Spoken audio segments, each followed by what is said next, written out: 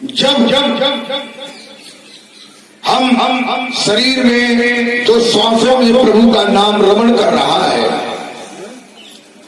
उस नाम में अपनी सूरत को लगाए हुए हैं और सूरत को लगाए लगाए हमारा ध्यान शरीर और संसार में है, तब तक हम संसार में हैं, तब तक हमारा पार नहीं है। जब हम सूरत को शब्द में लगाए लगाए हमारी सूरत जब उस परमात्मा के नाम के सहारे जागृत, स्वप्न और सुषुप्ति तीनों अवस्थाओं को पार करके तुरीय अवस्था में पहुंच जाती है। तुरीय अवस्था कहाँ होती है?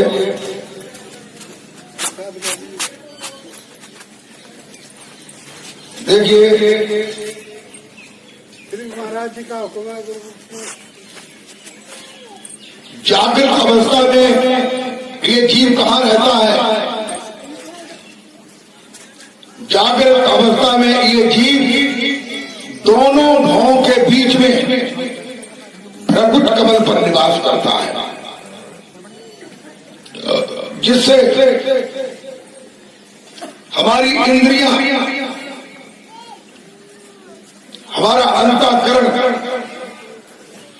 संसार में काम करता है। स्वप्न अवस्था में ये जीव कंठ पर निवास करता है, उस समय स्वप्न अवस्था होती है। और सुषुप्ति अवस्था कहिए, यानी सो जाना। जब सुषुप्ति अवस्था होती है तो जीव जो है कारण शरीर में, यानी हृदय में निवास करता है। जब हृदय में निवास करता है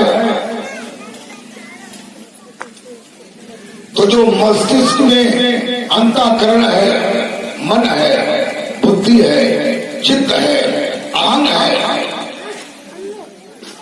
इनको स्नायु केंद्र में बंद कर देता है। जीव जब सुषुप्ति अवस्था में अंदर जाता है तो अंतःकरण को स्नायु केंद्र में बंद कर देता है। आप लोगों ने देखा होगा,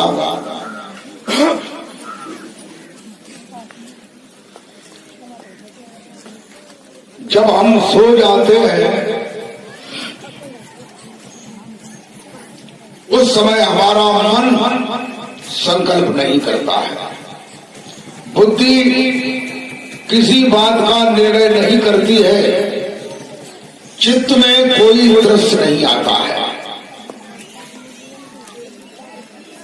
ये कोई ऐसी बात नहीं है जो वेद में लिखी हो वो वेद हमारे पास न हो। ये कोई ऐसी बात नहीं है जो उपनिषदों में लिखी हो और वो उपनिषद हमने न देखे हो।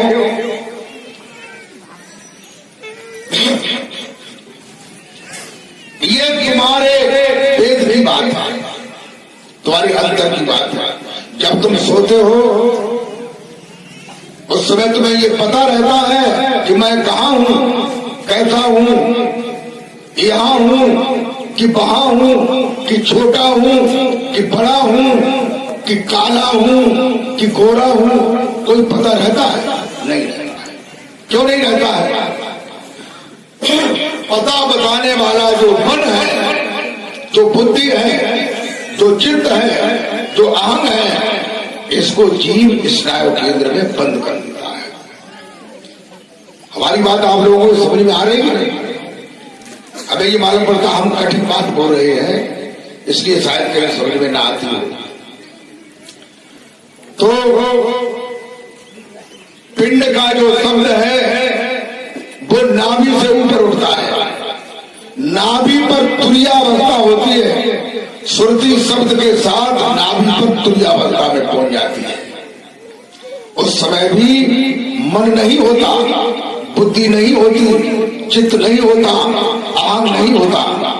तुलसीदास जी ने इसी को ये बताया है कि जास नाम सुमिरत एक बारा और उतरे नर भव सिंधु।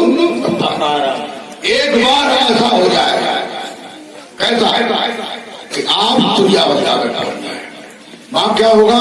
प्रकाश होगा, आनंद होगा, शब्द होगा और आप आनंद का अनुभव करेंगे। हो सकता है तुम्हारे दिल में किसी भगवान से प्रेम है, जैसे किसी को राम से है, किसी को कृष्ण से है, किसी को हनुमान से है, किसी को ईसा से है, किसी को नानक से है, किसी को मोहम्मद से है। कहते जाके रही भावना जैसी और प्रभु मूरत देखी दिन ऐसी। आप उन्हीं प्रभु के दर्शन करो। आप सिख हैं तो नानक जी के दर्शन करो, हिंदू है रामकृष्ण का दर्शन करो, क्रिश्चियन है ईसा मसीह का दर्शन करो, बौद्ध है बुद्ध का दर्शन करो। कब कब? जब तुम्हारा पार हो जाएगा। बार माने जाना, बार माने चोट करना, बार माने लंघना। सुरती जब संसार से लांग करके परमात्मा के कक्ष में पहुंच जाती है। गोस्वामी तुलसीदास जी ने बताया है, क्या बताया है?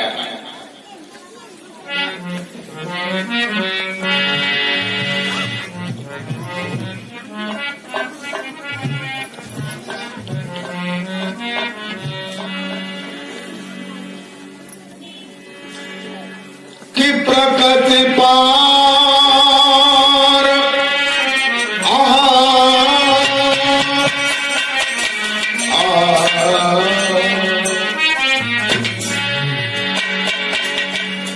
अरे प्रकृति पार प्रभु सब और भाती। प्रकृति पार प्रभु सब और भाती। प्रकृति पार प्रभु सब और भाती।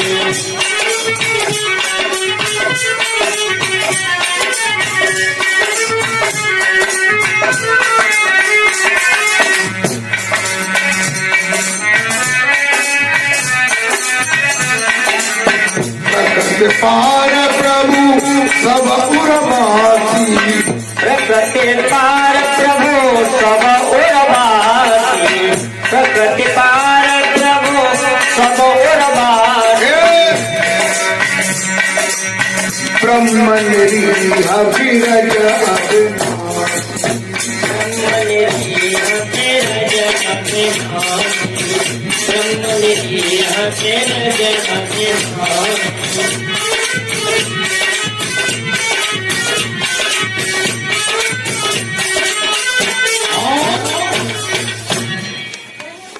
प्रेम भक्तों, प्रकृति पार प्रभु सब उर्वासी। प्रकृति क्या है? कल अभी मैंने प्रकृति के बारे में बताया था। ये जो प्रकृति है जिसे माया कहते हैं, इसमें 5 तत्व हैं। 5 तत्वों से ही ये सारी सृष्टि बनी है, ये शरीर बना है। तो प्रकृति पार, ये प्रकृति के तत्वों के बने हुए शरीर को हम पार करेंगे। पार कैसे करेंगे? ये नहीं कि शरीर में गोली मार दो या तलवार से काट दो, पार कर ये पार नहीं है। इसके अंदर प्रवेश करना है। कहां करना है? प्रकृति पार प्रभु सब उर्वासी। उर्वाने हृदय में, प्रभु जो है सबके हृदय में वासी माने निवास कर रहा है। तुलसीदास जी ने ये नहीं बताया कि प्रकृति पार प्रभु हिंदुन उर्वासी, प्रकृति पार प्रभु बौद्धन उर्वासी, यानी प्रकृति के पार प्रभु हिंदुओं के हृदय में निवास करता है या बौद्धों के हृदय में निवास करता है या क्रिश्चियनों के हृदय में निवास करता है, ये नहीं बताया।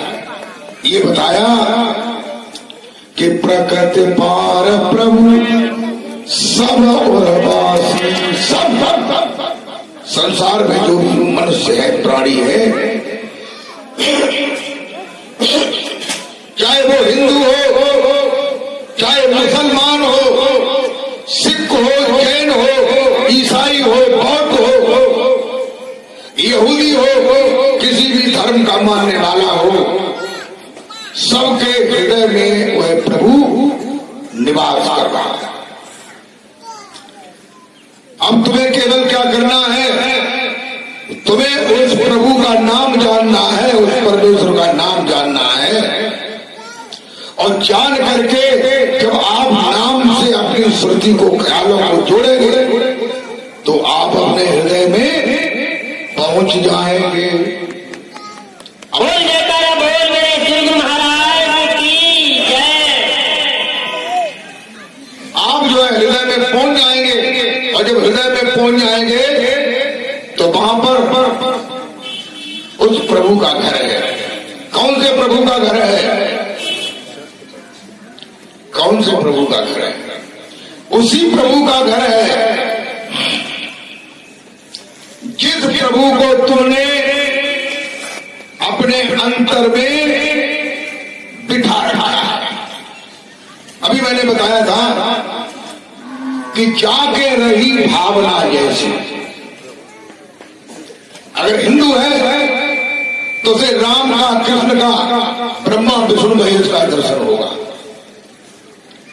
जो भी है, अगर मुसलमान है तो उसे मक्का की दरगाह दिखाई देगी और मोहम्मद साहब की रूहानी का दर्शन होगा। अगर सिख धर्म का मानने वाला है तो उसे नानक जी का दर्शन होगा। और भी 10 गुरु हुए हैं, उनमें से और भी गुरुओं का दर्शन हो सकता है। लेकिन कब होगा? नानक जी कहते हैं, नानक जी ने कहा है, स्वास का नीड़े नाम नानक नाम समारदा साचे साचे नाम। नानक जी कहते हैं कि श्वास के बीच का नाम, श्वास के बीच में नाम है, जो सच्चा नाम है उसे समार, उसे परख, उसे पहचान, उसे जान।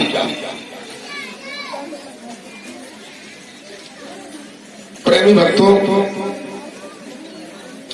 तुलसीदास जी ने उस नाम का संबोधन महामंत्र कह करके भी संबोधन किया है। संबोधन शब्द है। देखिए,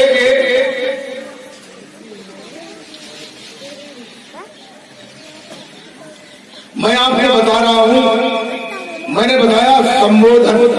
संबोधन का मतलब इशारा करने वाला नाम। लेकिन जो वास्तविक नाम है वो एक है जो कहने में नहीं आता है। और जितने भी संसार में नाम हैं वे सभी नाम संबोधन करने वाले नाम हैं, इशारा करने वाले। तुलसीदास जी ने उसे महामंत्र भी बताया है। महामंत्र क्या बताया है? इसलिए बताया है कि उसी महामंत्र से 10 प्राण जो शरीर के अंदर है, प्राण अपान उदान बयान समान नाम कूर्म कृकल देवदल धनुंजय, ये संचालित है।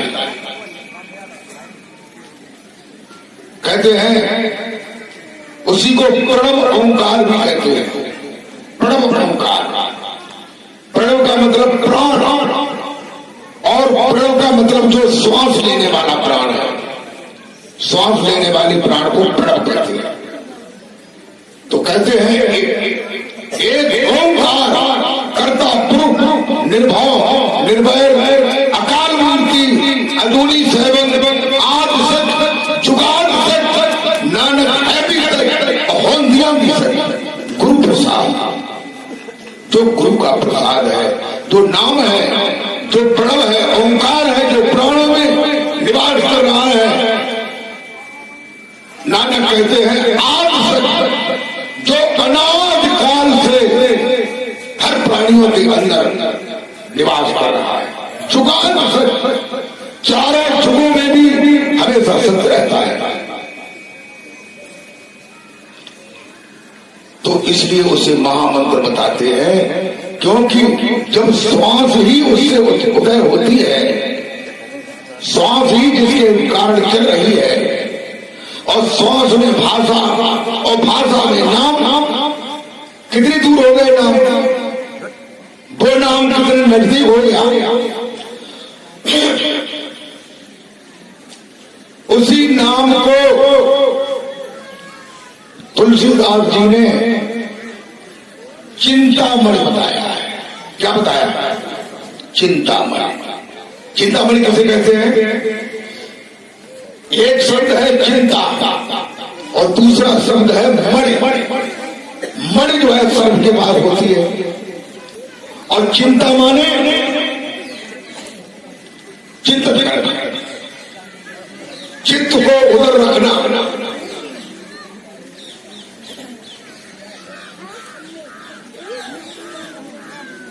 जब सर्व मणि वाला सर्व अपने बिल में से मणि लेकर के निकलता है, उसको बाहर रख देता है, मणि में उजाला होता है। जहां तक उसका उजाला जाता है, सर्प वहां तक उजाले में आने वाले कीड़े पतंगे, उजाले में पौधों पर घास पर दिखाई देने वाला उसका बिंदु उनका भक्षण करता है, परंतु उसका चित्त कहां रहता है? मणि रहता है। तभी तुलसीदास जी ने बताया।